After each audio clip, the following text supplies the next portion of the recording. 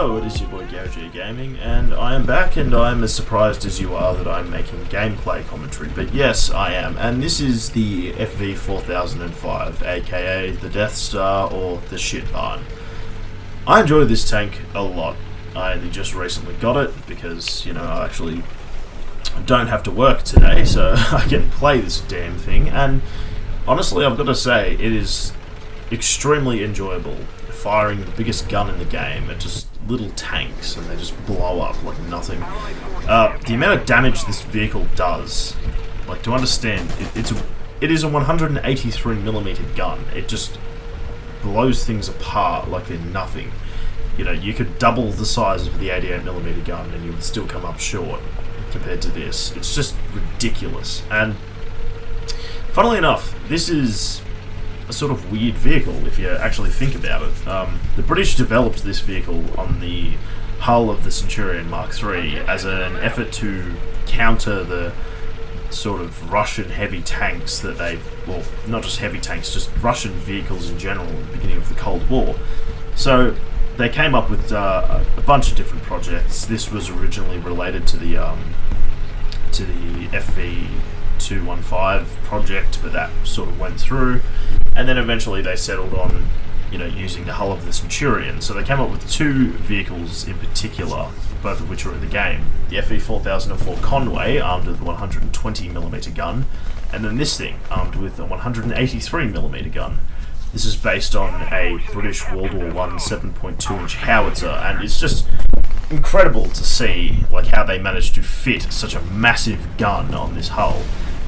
Little alteration to the Centurion was actually made, which is incredible. All they did was add the only major changes was obviously adding a thing to the front to keep the gun, because the turret can't traverse 360 degrees. Usually travel locks are on the back of guns, except with SPGs, which is what you'd really classify this thing as, a self-propelled gun or some form of munted tank destroyer.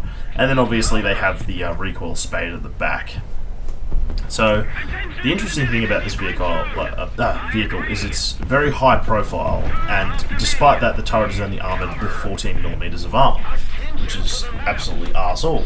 Another problem is, you know, you've only got 12 rounds of ammunition, which are obviously two-piece, and the fact is, if you're only carrying 12 rounds of ammunition into battle, you know, you really...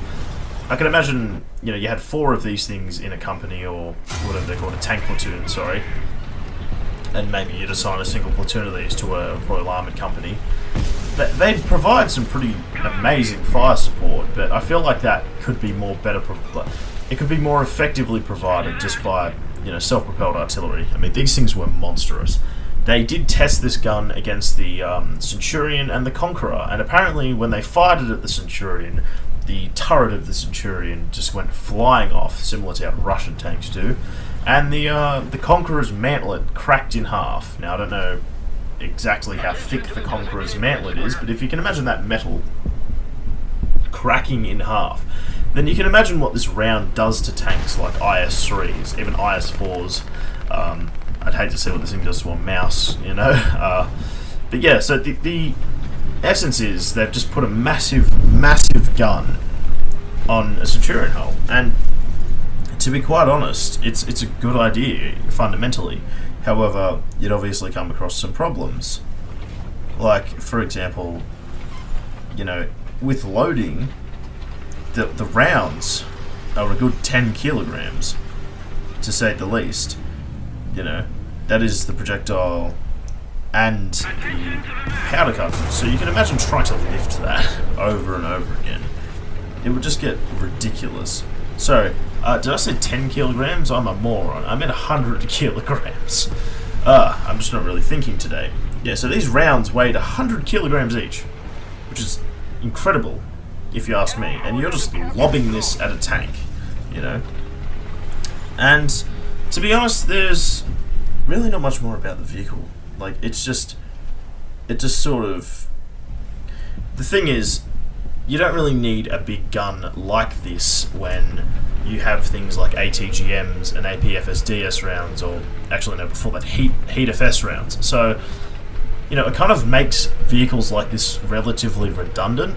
So, yeah, it just sort of falls by the wayside. I'm pretty sure one of these is sitting in a park somewhere in Britain today, just sort of sitting there with this gigantic gun, and you know, people walking past may not realise that it's like the largest tank gun ever mounted to a vehicle.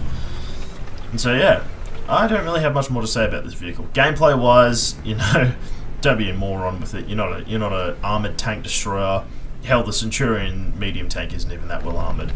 You really got no choice other than to play this thing extremely conservatively, you know. But even if you hit the most random parts of vehicles, they will detonate like nothing. Everything in the tank just explodes, and that's pretty much it. Tiger 2s from the front can be a bit tricky, but you know, generally you'll do enough damage to them where it's a bit of a meme. Similar to how if you fire the HE or the AP from a SU-152 at a Churchill Mark 7, it sometimes doesn't kill it. It knocks out everything on the front of the tank, but it doesn't penetrate, so just keep that in mind. So yeah, well, I'll just leave you with the rest of this game. So this was the first match I ever played in the vehicle, and I got an ace. I killed 5 tanks just by sitting here by myself. So yeah, I'll just leave you to it then. So I hope you guys have enjoyed this little video that I made. It's been your boy Garage Gaming, and I hope that I can make another video sometime soon.